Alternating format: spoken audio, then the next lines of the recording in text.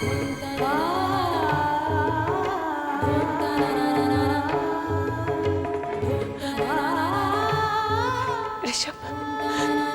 ऋषभ उठो, ऋषभ उठो, उठो ऋषभ। ऋषभ देखो, मैं और मामा तुम्हें लेने आए हैं।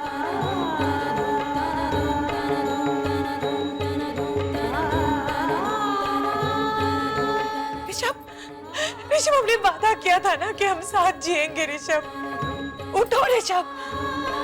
ऋषभ एक खुशखबरी है ऋषभ, तुम पापा बनने वाले हो।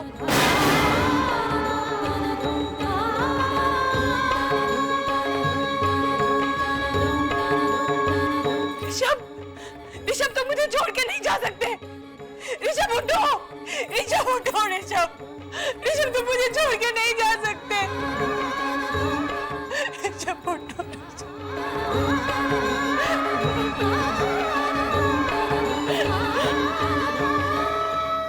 ऋषभ चला गया।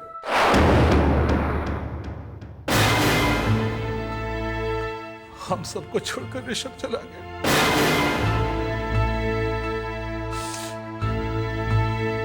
अकेला छोड़ गया हमें। सुना था बाप की अर्थी बेटे के कंधे पर जाए तो स्वर्ग नसीब होता है बाप को। लेकिन यहां तो बेटे की अर्थी का बोझ बाप के कंधों पर आ गया।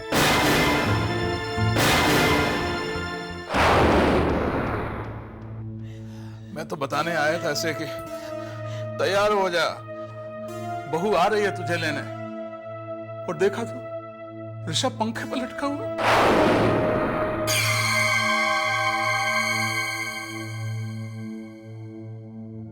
आत्महत्या कर ली मेरे बेटे ने।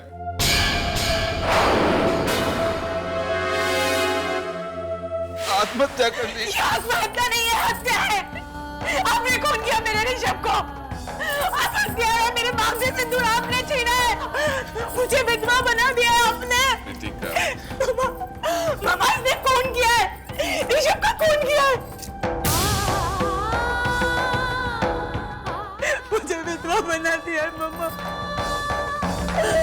मुझे विधवा बना दिया। कैसे इंसान है? पहले उस मासूम का बचपन छीन लिया आपने, अब उसकी जान ले ली।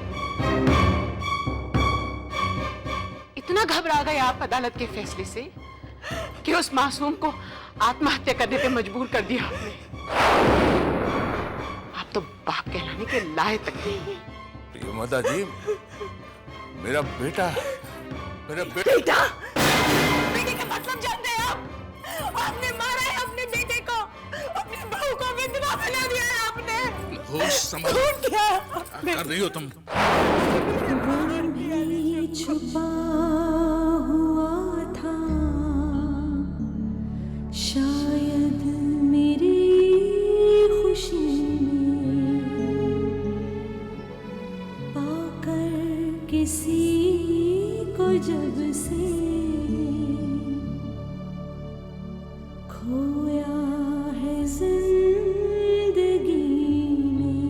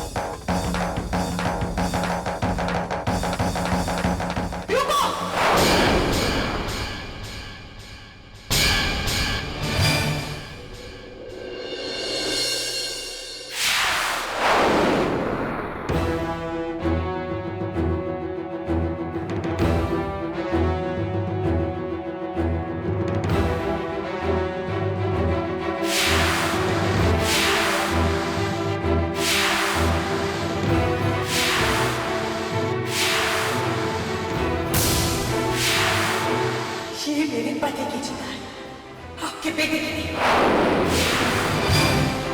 और मेरे पति ने आत्महत्या की है आपके वजह से।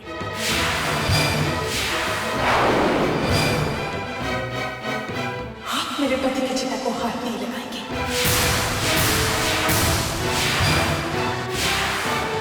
मेरे पति की चिता को मैं आग लगाऊंगी। समधन जी, बहू क्या कर रही है? समझाइए इसे।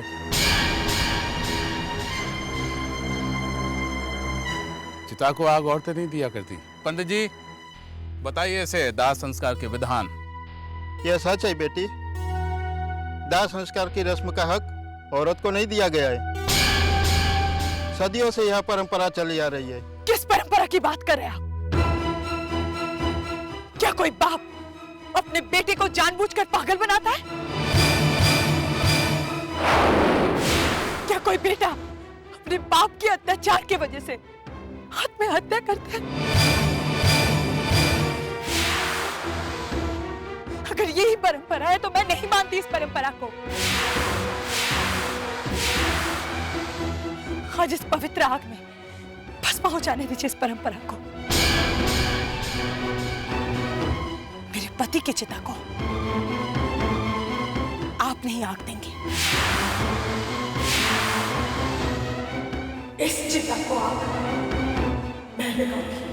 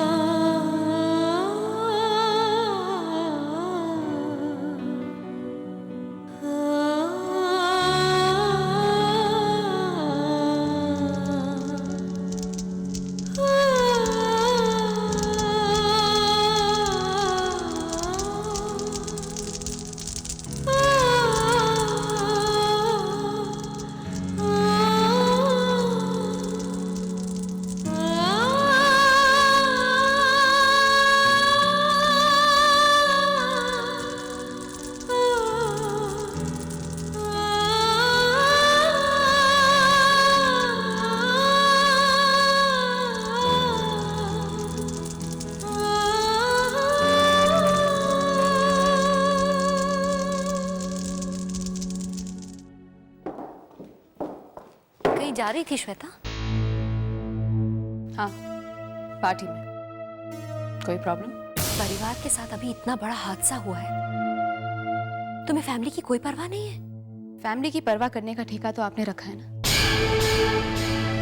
और वैसे भी फॉर योर इन्फॉर्मेशन, ऋषभ का हमारी फैमिली से कोई संबंध नहीं है। ये रिश्ता तो मम्मी जी ने खुद खत्म किया था। तुम अच्छी तरह जानती हो कि हालात अब बदल चुके हैं। कृतिका मम्मी जी के साथ है। पूरा विशाल प्रदेश जानता है कि ऋषभ इस खानदान का दामाद था। तुम इस तरह पार्टी में जाओगी तो लोग हजारों बातें नहीं करेंगे? लोग क्या कहते हैं क्या करते हैं मुझे उससे कोई फर्क नहीं पड़ता। मुझे किसी के डर से जिंदगी जीने की आदत नहीं है। मैं वैसे ही जीऊंगी जिस तरह मैं चाहती हूँ। और हाँ प्लीज, आपकी एडवाइस ये सलाह अपने पास ही रखना, दोबारा कहने की कोई जरूरत नहीं मुझसे। एंड वन मोर थिंग, आते जाते बिल्ली की तरह मेरा रास्ता दोबारा बिल्कुल मत काटना। अब शगुन होता है।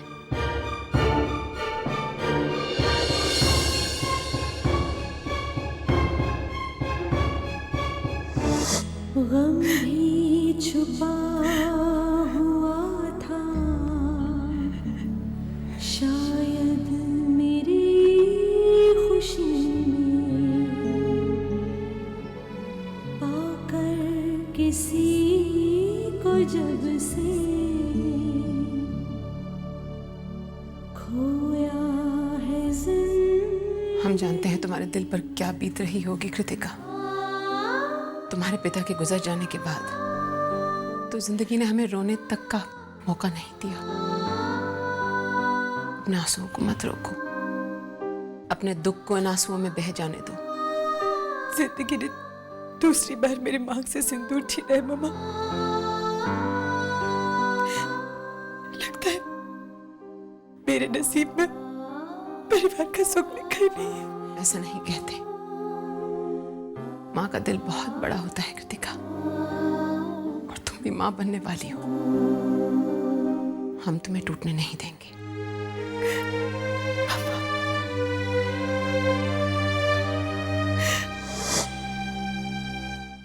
श्वेता, करण, कहाँ गई थी? करण वो मैं अपने फ्रेंड के साथ मंदिर गई थी दर्शन लेने। दर्शन कर।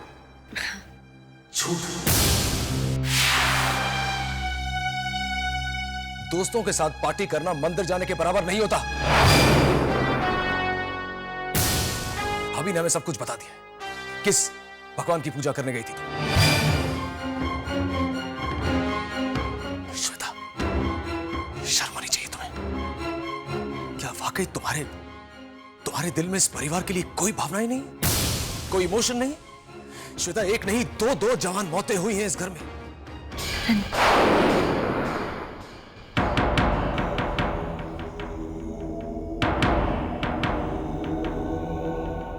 इस परिवार के हर सदस्य पर 24 घंटे मीडिया की नजर रहती है।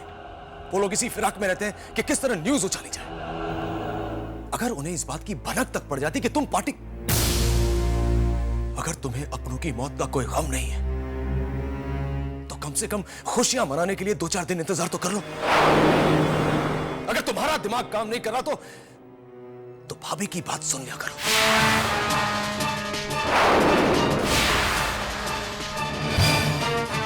भाभी को तो बस आग लगाने का मौका चाहिए। समधन जी, समधन जी, आप यहाँ क्यों आए? जा सकते हैं आप यहाँ से। मुझे शौक नहीं है बार बार आपके घर आने का। एक अमानत हमारी आपके घर में है, वो लेने आया हूं। क्या कहा आपने? मैंने सुना नहीं। पहला बाप देखा है दुनिया में जिसने दवाई खिलाकर अपने ही बेटे को पागल बनाया, अपने बहू को उसी घर में कैद करके रखा। मेरे पति की मौत के बाद किस हक से आप यहाँ पर आए हैं? आप जा सकते हैं, मुझे आपके साथ नहीं जाना है। मैं तुम्हारी नहीं, हमारे खानदान की उस निशानी की बात कर रहा हूं जो तुम्हारे पेट में पल रहा है। दादा होने के नाते जिस पर मेरा पूरा हक है। जब तक मेरा वारिस मुझे नहीं मिल जाता, तुम हमारे साथ रहोगी बहू। कितने खुदगर्ज इंसान हैं आप। बहू नहीं, सिर्फ वारिस चाहिए आपको। ये जो रिश्तों की राजनीति आप खेल रहे हैं, इसकी इजाजत हम अपने घर में तो नहीं दे सकते आपको। कृतिका आपके साथ कहीं नहीं जाएगी। आप जा सकते हैं। कमो, आप कहती हैं तो मैं चला जाता हूं, लेकिन एक बात हमेशा याद रखना, अगर मुझे मेरा वारिस नहीं मिला तो कहीं कुछ और परिवार लावारिस ना हो जाए।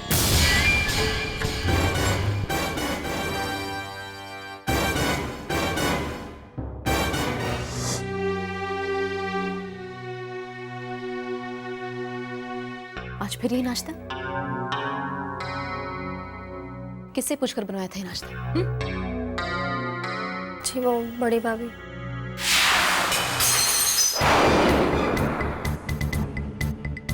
समझ में नहीं आता लोग अपनी पसंद दूसरों पे लादने पे क्यों लगे हुए हैं। Shweta, behave yourself. इस तरह से तुम क्यों बिहेव कर रही हो? मैं जानती हूँ किससे कैसे बिहेव करना चाहिए मुझे, समझे आप? और आप सिखाएंगी मुझे मैनर्स? हाँ, मेरे पीठ के पीछे मेरे पति के कान भी भरना शुरू कर दिया आपने। अगर आपको मुझसे इतनी नफरत है तो क्या कर रही है इस घर में?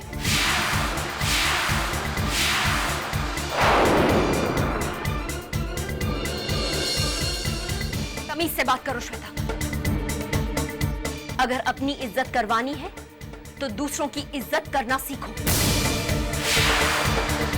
करण ने जो मुझसे पूछा तो सीधे सीधे मैंने उसे सब कुछ बता दिया। Do you understand?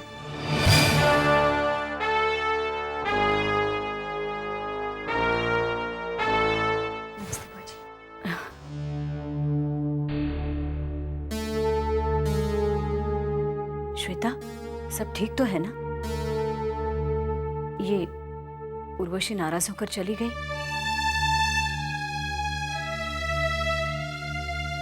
श्वेता, क्या करूं बुआ जी,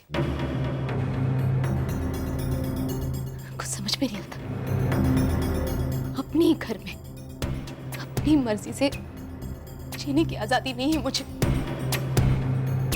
सब मुझसे नफरत करते हैं, सब मुझे नीचा दिखाने की कोशिश करते हैं।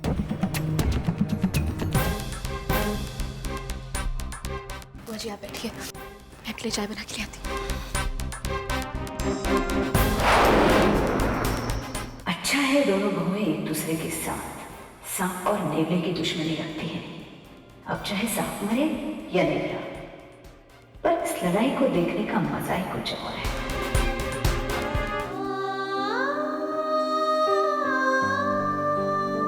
ऋषभ, मैं जानती हूँ तुम बहुत अकेले हो गए थे, कोई नहीं था तुम्हारे पास तुम्हें हिम्मत देने के लिए। लेकिन एक बार भी मेरे बारे में नहीं सोचा ऋषभ, तुम्हारे बाद मेरा क्या होगा?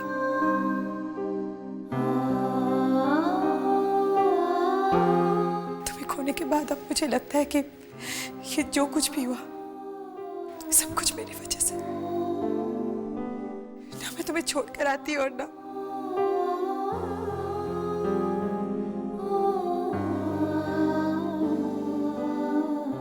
ऋषभ की मौत तुम्हारी वजह से नहीं हुई है कृतिका, बल्कि तुम्हारी वजह से उसे जीने का मकसद मिला था। जो तकदीर में होता है उसे कोई नहीं टाल सकता। ऋषभ बेटे ने आत्महत्या नहीं की माँ जी, बल्कि उनकी हत्या की गई।